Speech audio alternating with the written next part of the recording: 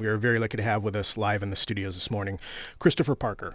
Christopher Parker is an associate professor and Stuart A. Shinegold Professor of Social Justice and Political Science in the Department of Political Science at the University of Washington. He has published in the Journal of Politics, International Security, Political Research Quarterly, and the Dubois Review.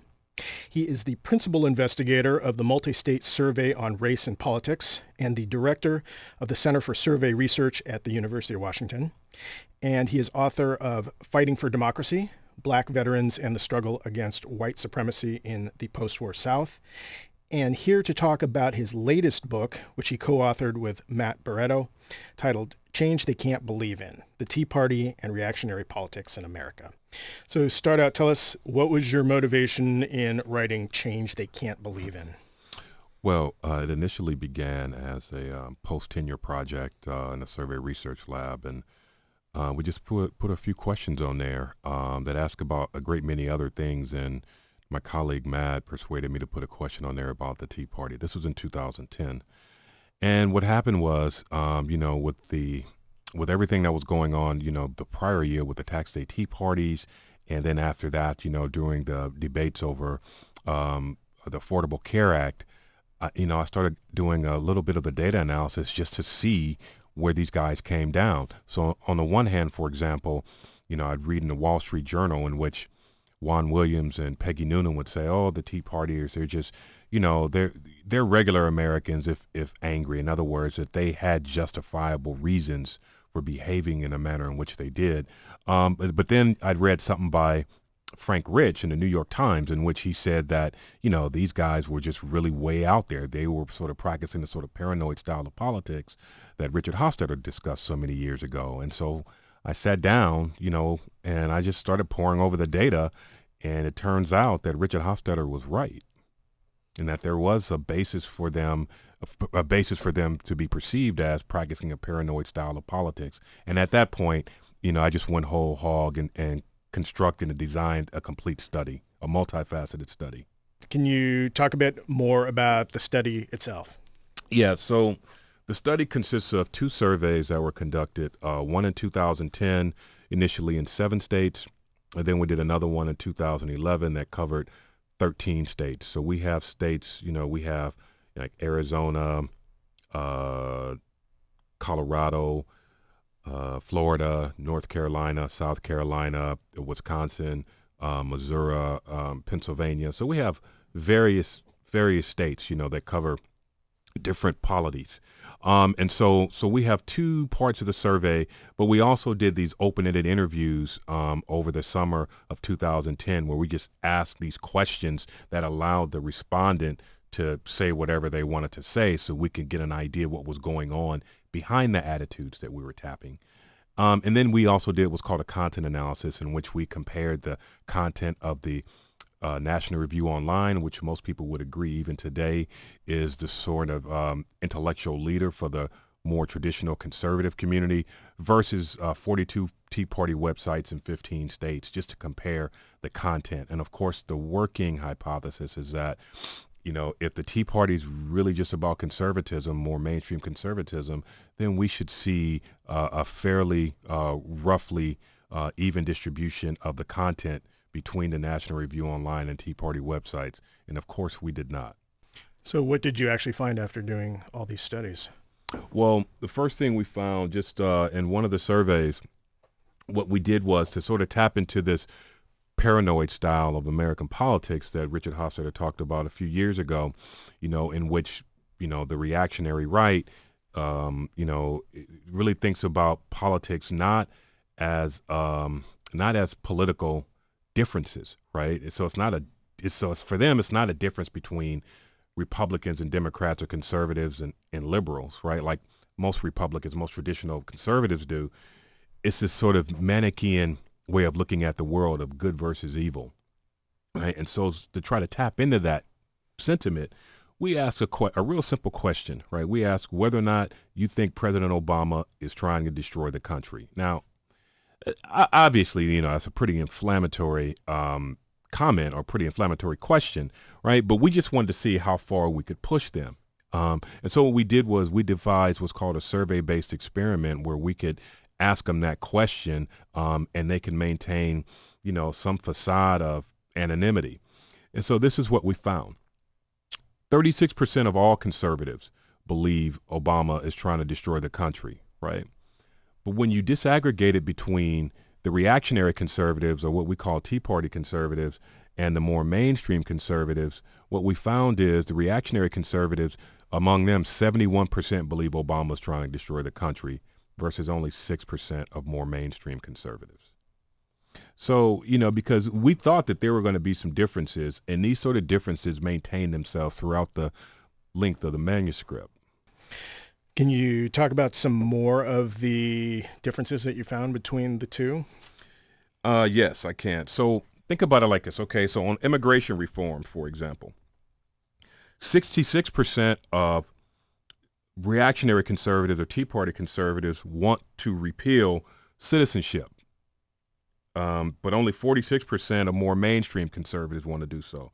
Now, that's not a tiny figure, but there's a 20% difference, right? So people want to say that Tea Partiers are just conservatives, right? That's not true. They are reactionary conservatives, right? And let me explain for a second what a reactionary conservative is vis-a-vis a more traditional conservative. So a reactionary conservative doesn't embrace change at all. In fact, they want to go backwards in time. Whereas a sort of more mainstream, conventional conservative, they don't necessarily like change, but they understand that they have to have some incremental or at least organic change in order to stave off or avoid revolutionary change. So this was sort of Edmund Burke's critique, of the French Revolution. He saw this revolutionary change happening, and when all it really took was more organic, more incremental, slower change over time to accommodate the changing society, right? So a more mainstream conservative, would welcome change if it's about conserving in the long run what's good about, in this case, American society and American social and political institutions, right? A more mainstream conservative is always going to observe the rule of law, right? No matter what, right? They may disagree, with the decisions of the Supreme Court, right? But they're going to go along with it, right? A reactionary conservative is not going to honor the rule of law necessarily. A reactionary conservative is going to do whatever they need to do to keep their group on top, right? To maintain the social prestige of their group, to maintain their way of life, right? And so just let me give you a good idea of what this group looks like demographically. And another thing we do in this book is that we connect the Tea Party to the John Birch Society in the 1950s and the early 1960s, and to the Ku Klux Klan in the 1920s, right? Same demographic group. And here we have it right here. This is the constitution of the Tea Party. 66% of Tea Party supporters, that is to say people who really like the Tea Party or a lot or identify with it, 66% are 45 years old or older. 26% have at least a college degree. 84% are white. 24% make an income or have an income of $100,000 a year or more. 59% are men, and 53% are evangelical Christians. Right? That is the group to which we refer when we're talking about these reactionary conservatives, people who highly identify with the Tea Party. Now, let me make another distinction here. We're not really examining Tea Party members, right? Because other people have done that, right? Where we see our intervention taking place is examining Tea Party supporters, because you have a whole lot more Tea Party supporters, that is to say people who identify with the Tea Party, than actual Tea Party members. And there are myriad reasons for this. One is because, some people just don't have the wherewithal to be Tea Party members. That's to say, they can't go to any of the meetings, right? They can't attend any of the functions. They don't have the money to donate, right? So there are many reasons, for which they are not Tea Party members per se, but that doesn't mean that they don't identify with the Tea Party agenda, right? So if we look at Tea Party membership is hovering about, at last check, about 450,000, right? Now, if we look at Tea Party supporters, as far as our calculations, or near as our calculations can estimate, it's about 45 million, right? So where we derive that figure is about 22% of the population, according to our polls, strongly support the Tea Party. When we multiply that times the voting age population in the United States, that's how we come up with 45 million. So it's a much wider audience, right? It's a much wider group that we seek to examine, right? And it has, and just the political impact that it's had.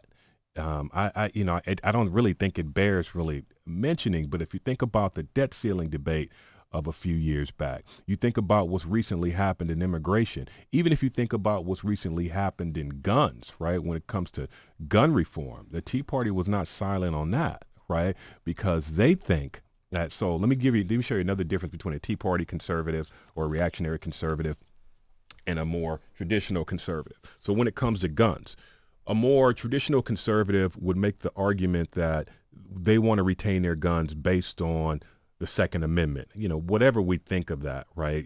Because that was about, a well-regulated militia, when the country was under threat of, from Britain.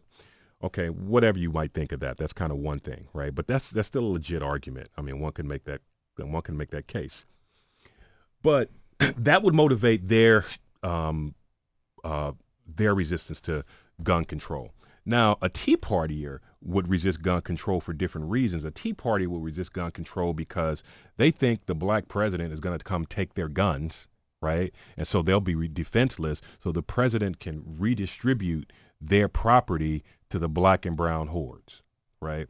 That's what motivates their resistance to gun control, right? So we're talking about real differences here between Tea Party conservatives and non-Tea Party conservatives.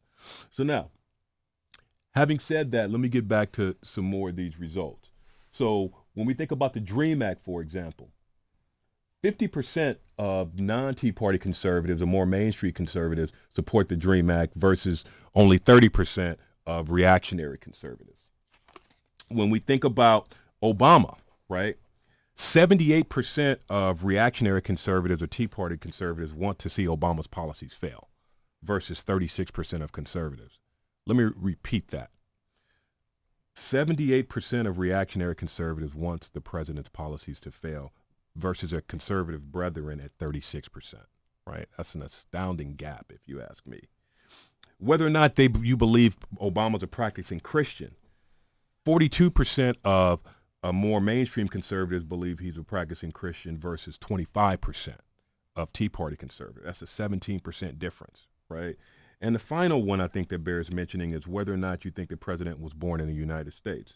52% of more traditional conservatives believe he was born in the United States versus 38% of Tea Party conservatives, right? And 14% difference. So look, so if they're talking about that they're just conservatives like the more mainstream conservatives, we know that's not true. We can see that, when Bob Dole a few weeks back said that neither he nor President Reagan, the conservative icon, would have a place in today's Republican Party, right? So there are these differences, but nobody has tried to explain these differences in the ways in which Matt and I have, from a theoretical and historical perspective. So Obama is then the key here to triggering all this. Obama is the key. So when you think about it like this, so you think about, go back to the Know Nothing Party of the 1850s. They were concerned with being overrun by Irish Catholics, right?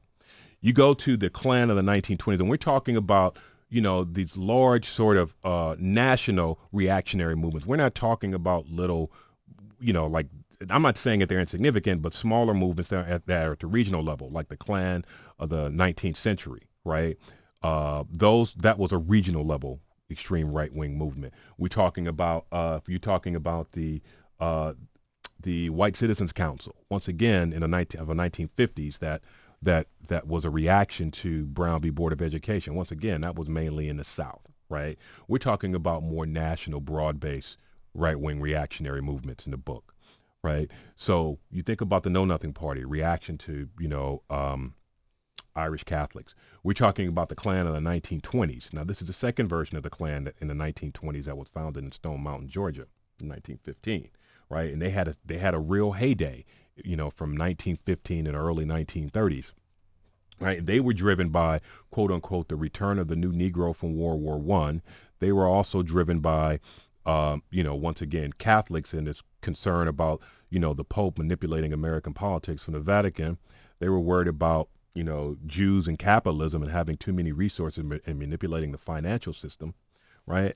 So that was the Klan in the 1920s, and the John Birch Society in the 1950s and the 1960s. That's when you started having the rise. The civil rights movement really started taking off in the mid 1950s through the early 1960s. Robert B. Welsh, a retired candy manufacturer, is the one who headed up and founded the John Birch Society, named after a Baptist priest who was killed in China during the Second World War.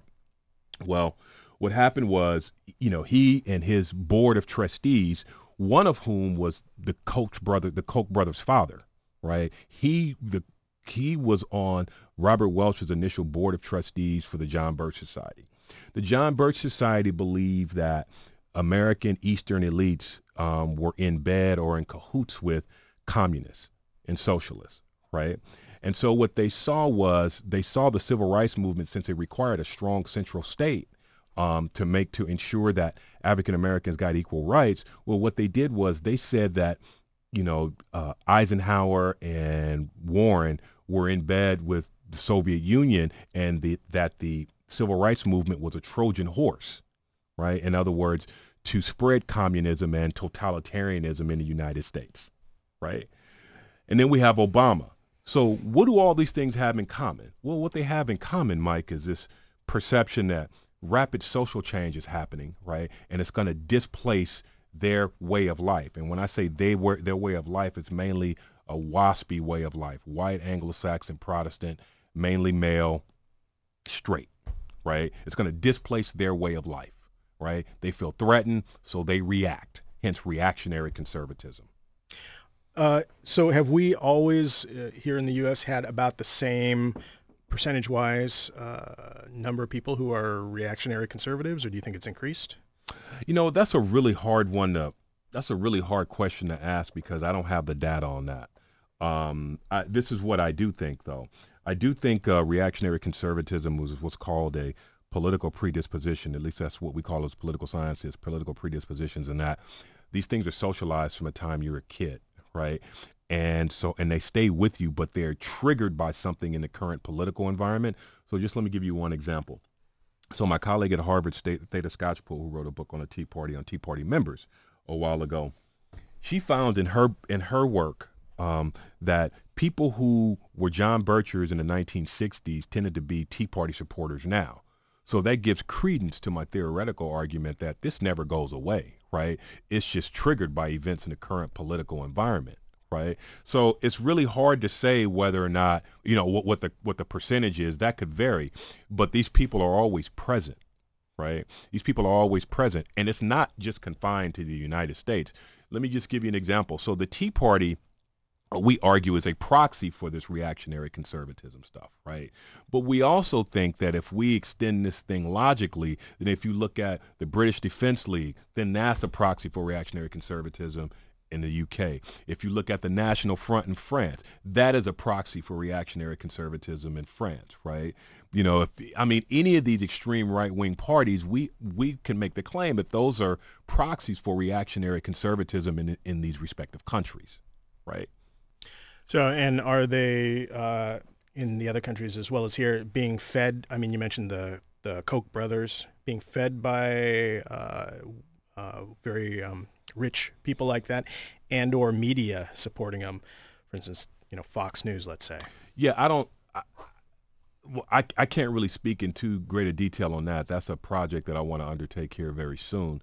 But they are funded. They wouldn't be able to do anything without some support. Right. Now, as whether or not they receive the same level of media support that the Tea Party did through Fox, that's an open question because I just don't know enough about that. But what I will say is that Fox did not play a small role when it came to forming the Tea Party. Right. It really didn't. Fox, empirically, it shows that, people who support the Tea Party really strongly, 60% of them get all their news from Fox.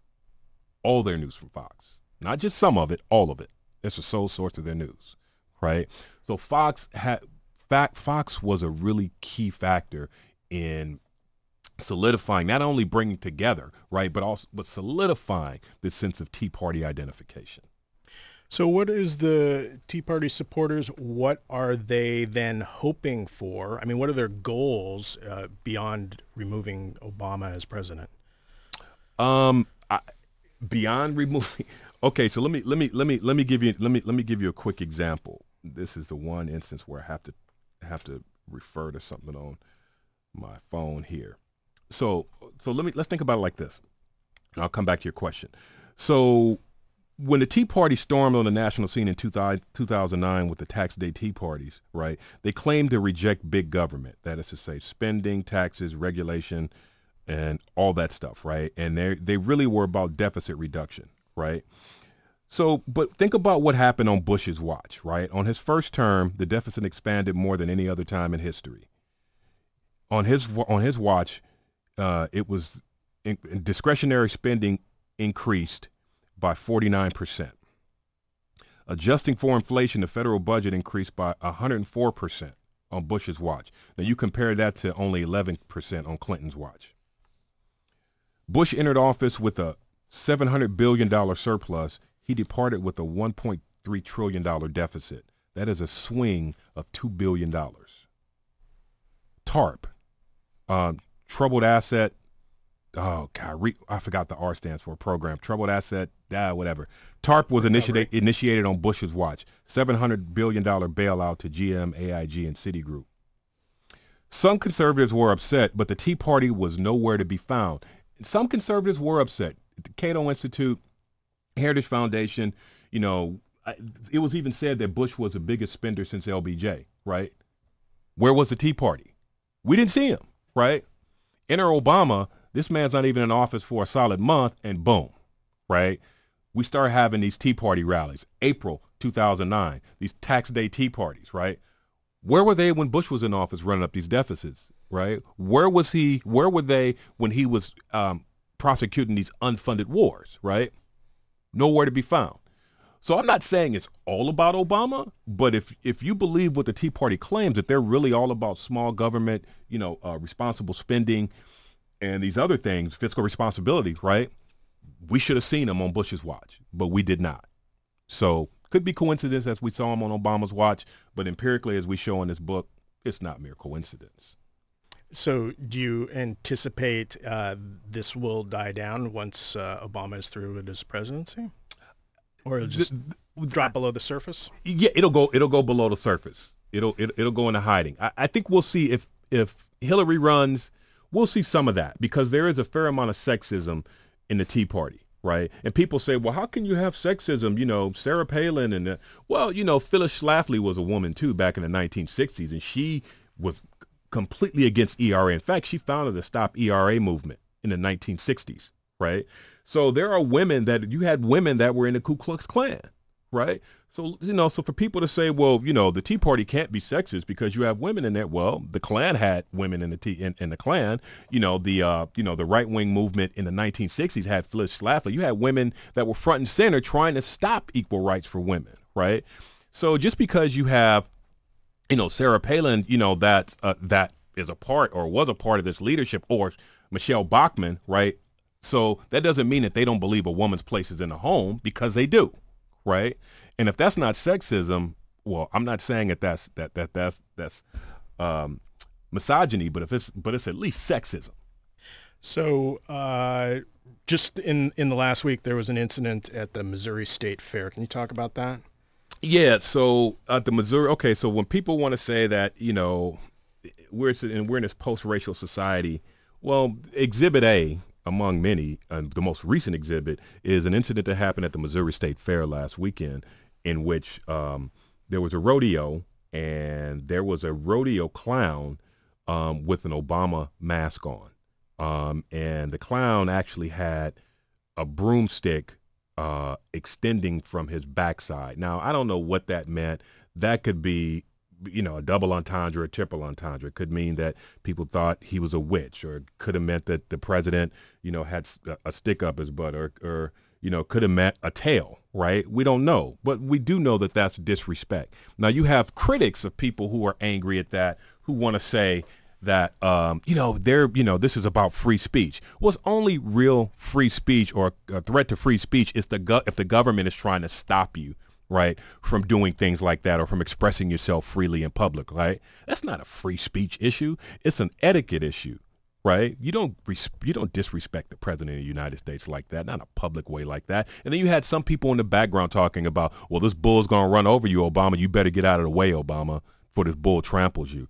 This is the president of the United States that people are talking about. And finally, there was one of the guys that had been commenting about what the bull was going to do to Obama. He also made some reference to Michelle Obama and monkeys. So for people to say that, we're in a post-racial society, that is patently untrue. You can look at the data. It actually shows that since President Obama has been in office, race relations has actually gotten worse. Well, just a minute left. Can you touch on that a little bit more? How things have gotten worse in 1 minute? Yeah, things have definitely gotten worse since Obama's been in office. And I think it has to do with, it's like a microcosm of what happened in some of my classes, in which some of the white students, and bless their hearts, some of the white students will say, well, we got a black president now, so things should be better. And the black students will often say, just because we got a black president, I don't mean things have gotten any better, right? Because it's not affecting my life in any real tangible way. Right. So I guess the bottom line is that, okay, you got a black president, things should be better. And so quit complaining about this stuff. Racism is no longer an issue. That's not true. Racism remains an issue. As a president said a few weeks back, talking about what happened to him, doors clicking, women clutching purses in elevators. Race remains an issue with us. Well, with that, we are unfortunately out of time. I want to thank you very much for coming and spending time with us this morning. Oh, it's my pleasure, Mike. Thank you.